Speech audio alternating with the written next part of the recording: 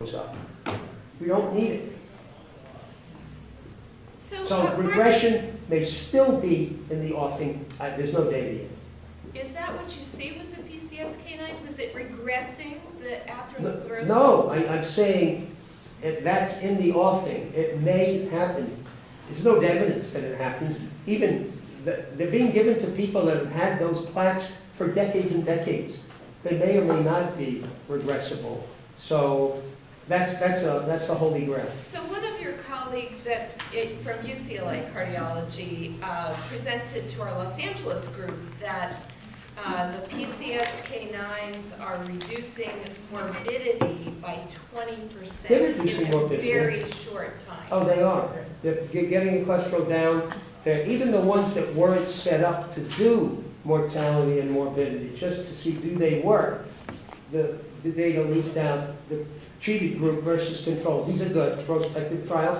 The people that are on the PCSK9s are having fewer events. And now they're massive, the 20,000, 30,000 patient trials.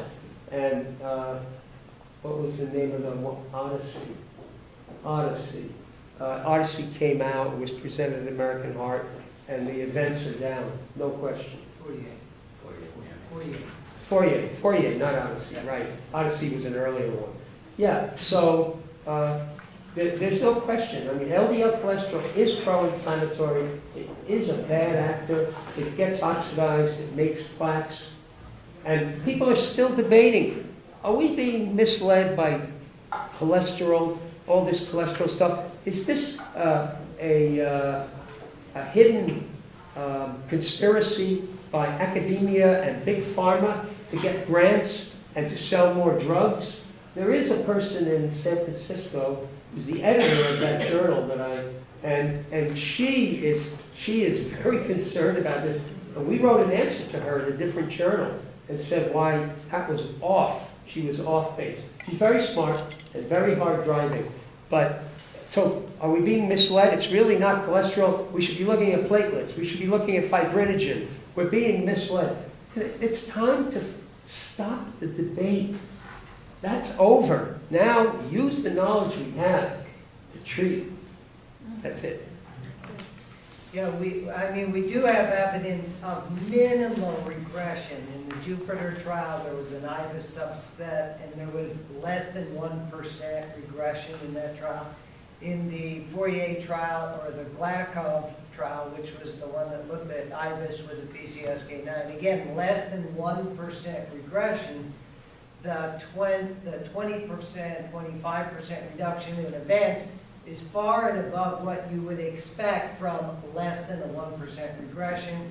So the feeling with both the STAT and the PCSK9 trials, we're probably changing the composition of the plaque more than the actual volume of the plaque. So we have to redefine what we mean by regression.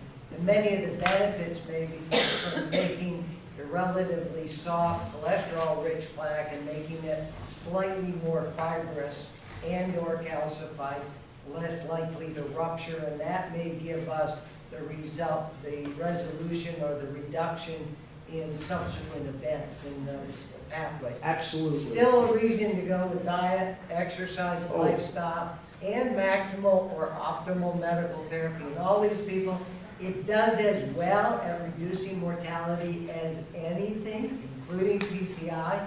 PCI has never been shown to reduce it. The only thing it reduces mortality in is acute ST elevated MIs. And there it does offer life-threatening or life-saving benefit. Otherwise, aggressive medical therapy is as good as many of the other therapies we have out there. Right. So the regression that Phil talked about, the little bit of regression, is a signal that the plaques are now more stable. And that's what gives you the event, ruptured plaque, the unstable plaque. So even that little bit of regression, we may get more, but a 90% plaque isn't going to go to 10% in 6 months. But if there is a little regression, something very good is happening, less likely to rupture. stable. Dr. Sky, Air Force.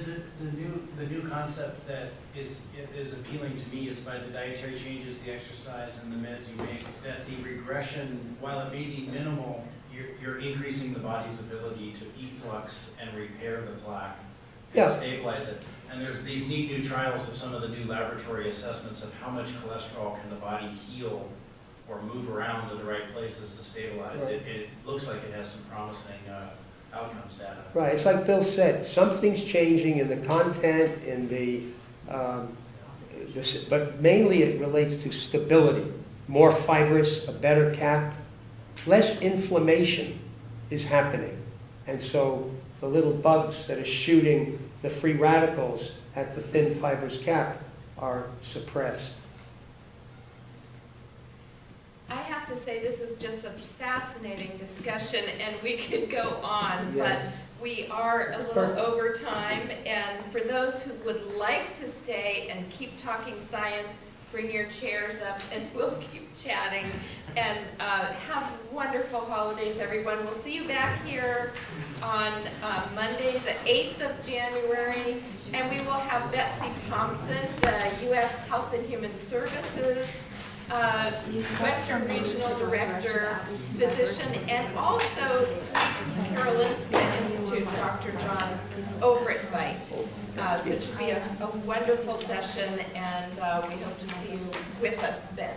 And for those of you who have stuck out the entire 2 hours, there are literally 300 myocardial infarctions that occurred during that period Thank of you very time. much. We still have a long way to go, and we've got a big job ahead of us. So thank you for sticking out the whole 2 hours. Thanks, Annie, and thanks, Bill. I have to leave now because I'm going to get lost again, and I need to be back at the Med Center by 4. So I can give myself 2 We should let hours. you guys care of it.